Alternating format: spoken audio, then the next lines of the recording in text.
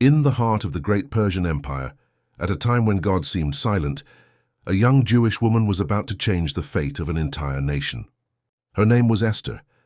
Orphaned at a young age, she was raised by her cousin, Mordecai, a faithful man who taught her to live in the fear of God and never lose hope, no matter how vast the world around her seemed. At that time, King Ahasuerus ruled from his palace in Susa, an empire stretching from India to Ethiopia. He was a proud, wealthy king, surrounded by power and luxury. One day, Queen Vashti was banished from the palace for refusing to obey his command.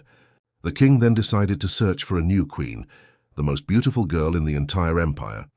Thousands of girls were brought to the palace, and among them was Esther, a simple, humble, and graceful young woman.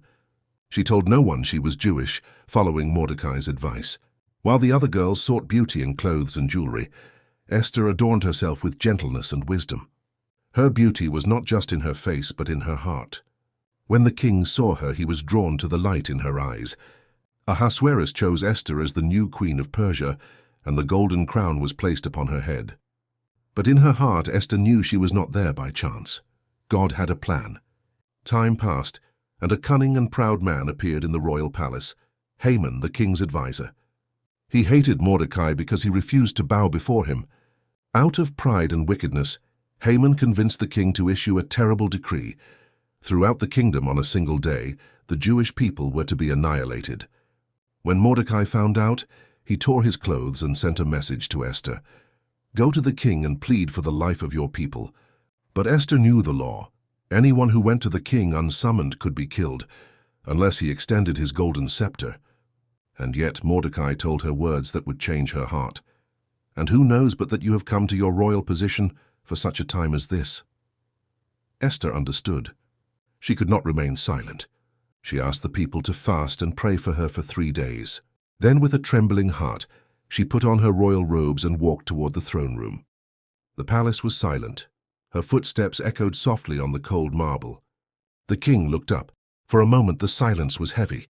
But then Ahasuerus extended his golden scepter. Esther would live. God had opened the way for her. With wisdom, she invited the king and Haman to a banquet. Then to a second one. There, amidst rich foods and bright lights, Esther found her courage. With a calm but firm voice, she said, "I and my people have been sold to be destroyed. Haman is our enemy." The king rose in fury, and Haman was punished on the very gallows he had prepared for Mordecai. The decree of destruction was revoked, and the Jewish people were saved. On that day, God once again showed his power, through a young woman who chose to believe, to be silent at the right time and to speak when it mattered. Esther has remained in history as the woman who risked her life for others. She was not just a queen, but a hero of faith, an instrument of God in a time of darkness. Her courage showed the world that God makes no mistake when he places you somewhere, even if you don't understand why. Perhaps you too are there for such a time as this, to bring light, courage, and hope where others are afraid.